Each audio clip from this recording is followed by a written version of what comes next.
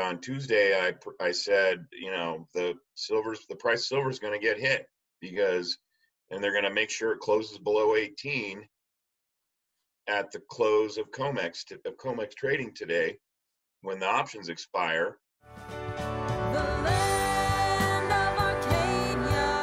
Hello there, my friends. Chris Marcus here with you for Arcadia Economics and this week's weekly silver and gold market update. Although, Dave, let's not BS anyone around here. It's going to be I'd say like 92-ish% about silver, especially since you look pretty darn sexy over there with your Got Silver t-shirt while you clean your ears simultaneously. How are you today, buddy? Well, I had an itch. Yeah, well, it wasn't a cleaning. Okay. Well, in either case, you look hot with your Got Silver t-shirt. My mom was really happy. Thanks for bringing it by the other day. I got to meet your mom. She was really excited to meet you. And I think it's kind of fun getting all this stuff on the record because in the same way they made a movie about the guys in The Big Short. Well, first of all, Dave, in addition to how we're turning you into a movie, well, we're kind of already doing that weekly, but The Big Silver Short, finally out. It's done. You can go on Amazon. You can go there. You can buy it now. You can pause the video if you're at home and get your copy of The Big Silver Short. Really, more so because I hear chapter 1 is pretty hot, Dave. Are you aware of this? My paperback issue should be delivered tomorrow. Well, and you, Big Daddy, are chapter 1 of the book, which really set a nice foundation. It's been an honor getting to know you these last couple of years, certainly having you involved Likewise. in this. And for everybody who's been wondering, when is the book going to be out? Well, it's finally out. If you already pre-ordered a copy, that's going to be finding its way to you soon. Again, there, Ted Butler, Andrew McGuire, Bart Chilton, Rick Rule, David Morgan. We got to get Dave Kranzler in there first, though. I'll have that updated, sir. No one knows that name. Because I just think it's exciting that, everyone who was involved, and we'll focus on you today, that, clearly wrote this stuff down before it happened. And I guess there's some chance, maybe I'm imagining all of it, but that's what we'll dig into today because sure seems like a lot of things are happening in the silver world. Perhaps the first thing I'll pull up, we're recording as of Thursday afternoon here. And here's the silver price. You see the green line was just, I love how there's always no volatility until wham, and then right back up. Although also what I thought was interesting yesterday, if you look at the red line, I know a lot of people saw this where price just dropped about 45 cents. But what was interesting, came back up, then dropped another 40, 30-ish cents again. I know this is a long question, Dave, but reminds me a bit of what we saw on March 23rd and March 24th in the gold market. What I haven't seen, fortunately, Craig pointed it out, and I hadn't even thought of this. March 23rd, the day when QE became unlimited. So you saw that. We see no news. This sure seems like additional volatility in the silver market. So, Dave, I would sure love to hear your thoughts on that. Well, if you notice, go back to the red line. You basically kind of have a flat line, maybe a slight decline from midnight until just after 8 a.m. New York time. And what happens just after 8 a.m. New York time? The formal COMEX floor trading hours commence, right? Yep. So you see the cliff dive there right around 8:20 a.m., which is when the floor opens. I don't know if they're trading on the floor right now, but the paper trading and manipulation pattern still follows the formal COMEX floor hours, which is 8:20 to 1:30 New York time. So you saw the tweet I put out on Tuesday. And I basically said, we've got options, July silver options expiry is Whoops. today. And on Tuesday, I said, the price of silver is going to get hit because, and they're going to make sure it closes below 18 at the close of COMEX trading today when the options expire, because at the time there was about 1,300 call options outstanding at the $18 strike price. And on either side of it, for several strikes, there was double digit and maybe a little over 100 options outstanding. And so that was your hint. I mean, the 1,300 and change at $18 stood out like a sore thumb, and that was your hint that there was going to be an intense effort made to push the price of silver below 18 through the expiration of the July futures options. Right. The reason that's the case is that most of those call options, well, first of all, most of the call options are purchased by speculators, retail and whatnot, and the banks write the call options, which means they collect the premium for writing the option. And when the price of silver closes below 18, the banks get to keep the premium, and they also lessen the incentive to convert the option into futures, which the entities that take delivery of those contracts may actually keep the contracts and stand for delivery. So it heads off that whole process, and it allows them to make money on the options premium that they collected. So, I mean, this is a manipulation tool that's been going on for as long as I've been doing this sector. And that chart that you see right there, the 24-hour, however many minutes that chart is, I mean, that chart happens just about every front month options expiry period going back the 20 years I've been involved in the sector. Yep. It's gotten more obvious and more blatant, I'd say in the last few years. Because at this point, they don't really care who knows that the market's manipulated. They know that the rule of law governing that is not going to be enforced. Well, that does seem to be the case. I made my video yesterday. I thought I was kind of witty about there was spoofing occurring during the CFTC's coffee break. I mean, it's amazing that, I understand there's the legal process, but it's like if you're getting the guilty, why bother publishing the guy's guilty confession when, and in the video I made, I put not my definition of spoofing, but this is exactly to the letter what Bart Chilton describes as spoofing. And like you said, they're getting guilty Spoofing isn't the problem here. And the guys that they go after for spoofing are low-level desk traders. They're irrelevant to the scheme of manipulation, other than they can be used as the scapegoat so that the CFTC can say, see, we're prosecuting all this manipulation. So shut up, GATA. Shut up, Chris Marcus. Well, speaking of GATA, I actually made a donation there this morning, which I'm happy about.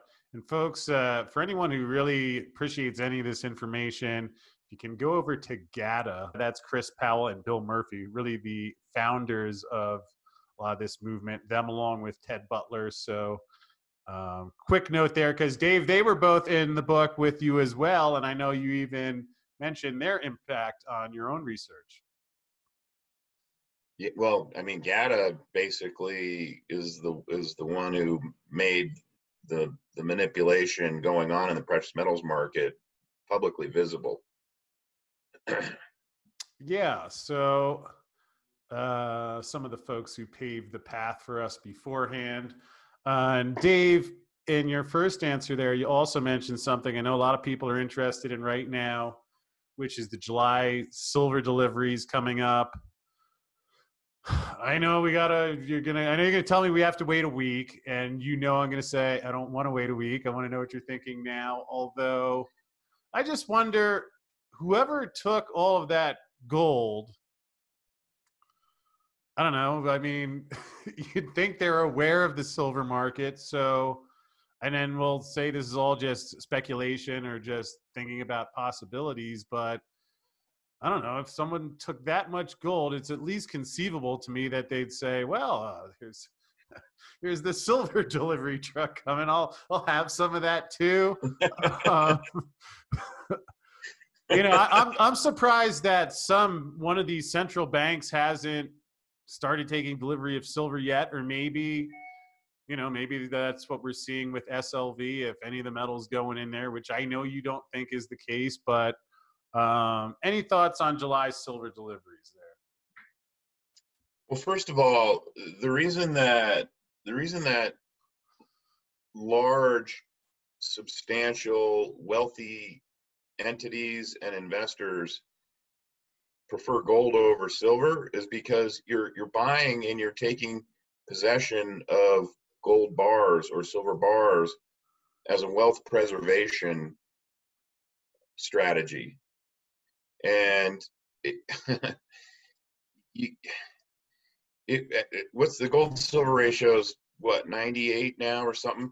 It would take 98 times more silver to give you shelter from the currency devaluation and the money printing as it would gold, right? You'd have to, in other words, you got $100 million. You're gonna buy $100 million worth of gold or $100 million worth of silver. They're both, these guys that are buying large, you know, big bread box size. We're talking about something like my crib gold and here. silver. Basically, come out and say Right. it. You don't have to be shy. Yeah. So all that silver you see there, I mean, a quarter of one pallet would be all the gold that you would need to buy to put this same amount of money into physical metal. So I figured that out back in around 2006, and I was trading mostly silver futures, like round the clock for the most part. And I was taking the profits out and I was buying gold, but I was like, why wouldn't I just buy silver? It's way cheaper. It's going to have a better rate of return over the long run. Well, I was looking at it as a rate of return investment.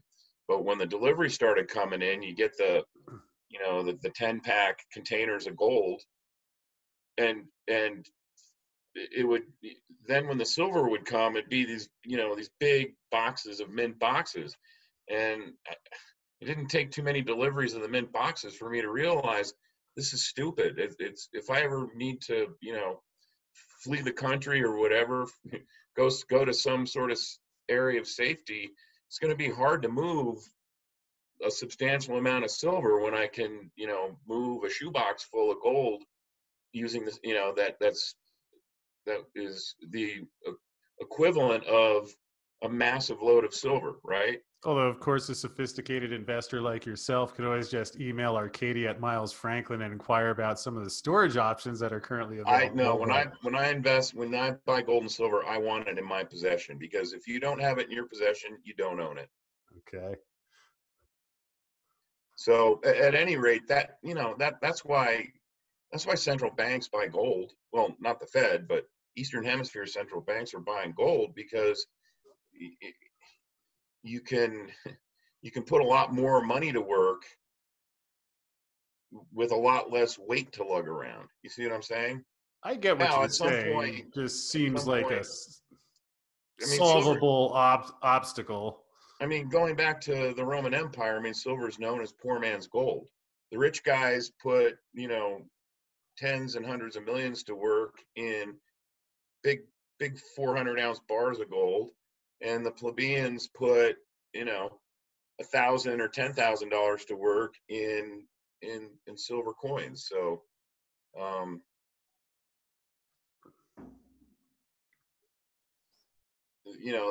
that's why I think that's why central banks and extraordinarily wealthy families buy gold bars and not silver bars. I mean, don't get me wrong, I'm sure they have silver too, and I don't know about the central banks, but certainly, everyone I know who understands why you buy gold and silver have a mix of both. I can understand that. I just wonder if there's again, the story to me is so simple that you'd think one of these sovereigns or central banks I know some people think China's buying the silver, and that would actually make a lot of sense to me. Where, China's but buying silver for their solar program. for their what? For their solar program. I mean, they use in their solar program. They're trying to solarize a large part of the country, and solar technology requires silver. And I mean, China produces silver, but all the silver that they produce is used in their solar program. So they have to import silver also. And same deal with India. Well, that may well be. I just think for all these places that are kind of getting irritated by the way the U.S. government handles things and buying gold. But any thoughts on the deliveries, though, before we leave that topic? Any expectations yet? Well, I mean, the first notice day is June 30th. And as of today, or as of yesterday's trading, there was 39,224 open July contracts. Now, uh, that number went down by over 9,100 contracts. So yesterday's price hit, mission accomplished. Mm-hmm. Because the overall open interest declined by almost 3,200 contracts, which so some of that we're in what's known as the roll period. So like hedge funds that don't care about taking delivery but want to have exposure to indexing the price of gold and silver, they'll start to sell their silver longs and roll them into the next front month, which is September. So and that's what happened yesterday. I mean, 9,100 July contracts came off of the open interest, and almost 5,800 contracts were added to the September open interest.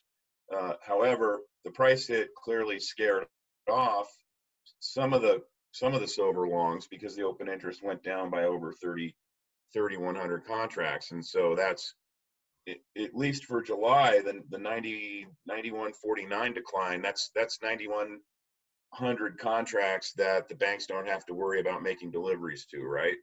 Nope. So we won't know what the delivery landscape is going to look like until June 30th is Tuesday. So technically Monday afternoon after the markets close and then the Globex computer system goes dark for an hour, that's when notices can start going out. So essentially Monday evening is when notices for the entities that have stood for at least stood for first notice. That doesn't mean they necessarily have to take delivery, but you can be noticed as of Monday evening. So that's really when we'll have a better idea of what the potential size of the July deliveries will be. Well, and we will definitely cover that on next week's show. And if there's anything shocking before then, we'll even do a update. What I will say, though, I noticed something interesting, and that is for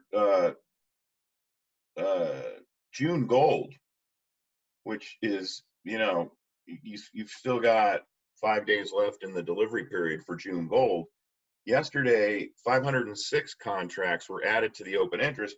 The open interest is at 1,816. Now, I can't imagine that you would buy a June gold contract this close to the end of the delivery period unless you knew that you were going to stand for delivery. So we've already had a record amount of contracts noticed and presumably delivered to for June gold, and there's still over 1,800 contracts open, and I'm assuming that those contracts are going to hang out until whoever the counterparty is stops dragging their feet and notices them on delivery.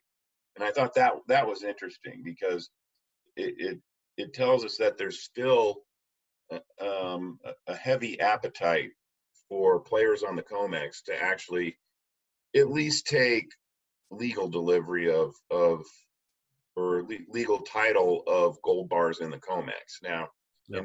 the way I look at it is it's not a bona fide delivery unless the receiving entity actually tells the COMEX, hey, I want to load out these bars, which means I want to take delivery of these bars and put them in an independent vault. So, but it does illustrate the fact that there is appetite for physical gold, a lot more appetite than there has been in the previous 20 years that I've been involved in the sector. Yeah, and for understandable reasons, with you look at what's going on in the world, and especially I find it interesting that more so in the gold market where the price is higher, you have a rising price, you have someone who's short those contracts, and now you have a lot of bullion banks reducing what they're doing, pulling away. So will be interesting to see how that goes. And I'm curious, what do you think is going to happen to silver when gold crosses through 1900 and 2000? I don't know. I guess we'll all be happy. I mean, it just seems like at some point as gold keeps going here, do you think you will be able to see gold cross 2000 with silver still under 20?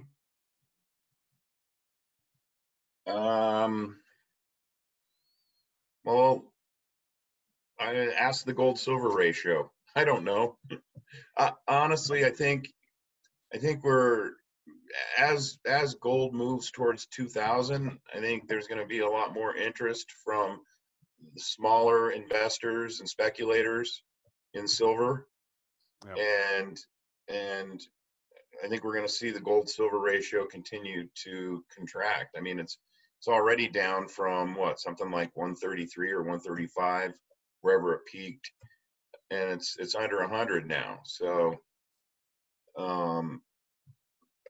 I think the gold-silver ratio is likely to move towards 60 or 70 as gold moves towards 2000. Maybe not quite that low, but so that tells us that silver should be over 20 when gold is at 2000. And I'm not suggesting any specific time frame for that, because who knows. I mean, I suppose I'm thinking more about the psychology where we know how Americans chase momentum, and if they're gold. I mean, when gold goes through 1900 and 2000, to me, I'm already expecting you're going to see it all over CNBC, and they'll be like talking about how, hey, we told you gold was going to go up all these years ago, and I just, especially when I look at the silver demand again now that I'm doing orders for Miles Franklin. I mean, again, there's some skew to the people who are watching and calling in, but the majority of them are all silver. And everyone I bring on this show, I haven't heard like a counter argument to the silver thing yet. So I wonder if it will be a stampede at some point. Yeah, there will be eventually. And I don't know if it's going to happen as silver moves over 20. I mean, it took for silver to move into the 30s and 40s back in 2010, early 2011, before the real stampede began. So, I mean, if you look at the last bull cycle in this overall secular precious metals bull market, that cycle lasted from, say, late 2000 to mid 2011. And it was really, percentage-wise, the biggest move was made between the end of 2008 and the middle of 2011, right? So that's where you're going to see like the real hardcore speculators and momentum chasers move into the sector. I mean, right now you still have people who are interested in accumulating gold and silver as a wealth preservation asset, and secondarily maybe as an investment. But people who are buying this stuff shouldn't be looking at it as a rate of return play, even though it is. And that's what I love about gold and silver, because it has two functions right now: wealth preservation, and it offers the potential for the rate of return, right? Outperformance. I mean, the mining stocks have outperformed the S&P by a considerable amount since the beginning of the year. So, and you are starting to see some speculative activity in the junior mining stocks. I mean, on days Alexco oversubscribed yesterday, which I'm sure you saw. Right, but I'm talking about just the secondary trading. On days when silver makes a big move higher, I mean, the junior silver stocks fly, and some of them aren't even legitimate silver stocks or potential primary producer silver stocks. Yep. They And just have silver in the name, so they go higher. well, that's part of the fun, right? But we're only seeing this in, right now it's like, if you want to put it in terms of July 4th, right now we're just seeing, sparklers and black cats. We're not even at cherry bombs and bottle rockets. In terms of the degree of like enthusiasm in the sector, it's still a dull, it's not even a dull roar yet. I mean, sparklers and black cats are boring, right? I mean, It's a what we're seeing very right now is boring sophisticated compared to what we're going to analogy. see. At some point, we're going to see the Macy's July 4th fireworks show, but Well, that's a ways off. that's what I'm getting at there, Big Daddy. I don't know when it will You like my happen, but analogies, so I'm trying to do it in terms of something that's timely. yeah, well, I wonder if that will happen sometime Have you before. ever seen the Macy's 4th of July fireworks show? Yes, Dave. I also have electricity and a car now. Well, there's I plenty got of people in the audience who have not seen it live. I used to be able to see it from I had an apartment on the 38th floor facing south on the Upper East Side, and I could watch it from my balcony while I was shooting bottle rockets off my balcony. But maybe you but can my get. point is here, the real big speculative move is it's down the road. We're not even close to being there yet. Yeah, well, I could agree with that. And Dave, last question before we let you run this week. I pulled this one up accidentally before because you started talking about your Twitter game, and I thought you were going to go to this one, but then you double faked me out. Although here you write, the mining industry has a chance to fight the price manipulation by holding back mined silver supply, waiting for higher prices. Companies would be rewarded because silver investors are savvy. Yeah, we are. And I like that you sent it to Keith Newmeyer of First Majestic, who I'll get an update if that's actually been implemented yet. I know he's been talking about that quite a while, which certainly as an investor, like you said, I mean, I understand these companies, they have a business to run, so they can't just say, well, we'll wait till manipulation ends. But anyway, wanted to give you a chance to comment on that one. Well, some companies from time to time do stockpile their silver, their produced silver, or some portion of it. I mean, I'm not saying withhold it all, but sell enough to cover your nut and hold the rest of the silver. That's one good way to fight this manipulation, because we've always said, we being the collective we, say under the GATA umbrella or whatever, we've always said that the manipulation will be defeated from the grassroots physical level, where the demand in the physical market will push prices higher. I mean, that's why, I mean, look at the rate of return on gold and silver from 2000, when silver bottomed, and I think it was actually early 2001 when gold bottomed at 250, and silver had a 3 handle on it at one point. So, I mean, you've had a great rate of return over that time period. So, and a lot of that is due to the fact that just physical demand, especially from the Eastern Hemisphere, China, Russia, India, some of the old Russian satellite countries, Turkey. Turkey's the largest importer of gold this year. Vietnam. Most people aren't even aware of that. I don't think they are anymore, but 10, 15 years ago, Vietnam was the 5th largest gold importing country in the world. Yeah. And that's the force that's been kind of forcing the paper derivative gold manipulators to retreat. So it's kind of like a managed retreat. It's like, okay, we can't hold it down at this level, or we're going to impale ourselves on delivery liabilities.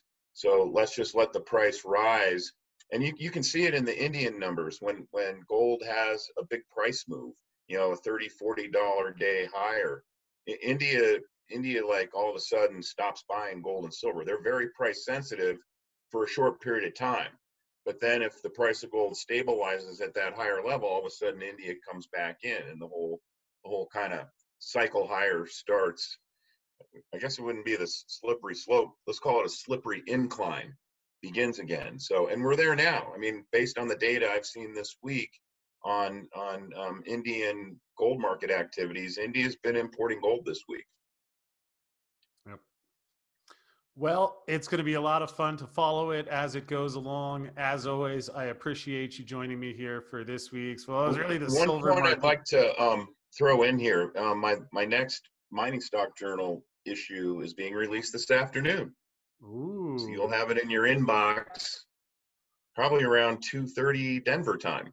But I do have mentioned 3 silver stocks that are core recommendations and that I'm invested in and or my fund is invested in. I've got updates on those and buy sell trading recommendations. I also offer an opinion on Vizsla Silver, which had at one point it was up 60% yesterday. So I do kind of just a top level review of Vizsla Silver and what my recommendation is there. Well, that's exciting to hear. We're actually going to be doing some more coverage of Vizsla Silver soon, so I'll be darn looking forward to reading that. Here is the Mining Stock Journal, and Dave, where can people, where can they find that? In the description link below. Come on, you can get a little closer. Move there. Wow, precise. I like it. Thank you, Dave. It's going to be a fun week. I'm personally excited for the July silver deliveries, see how that shakes out. And folks, if you want to know more about what is happening on the physical silver market level, well, stay tuned because here's Andy Scheckman who's going to break it down for you.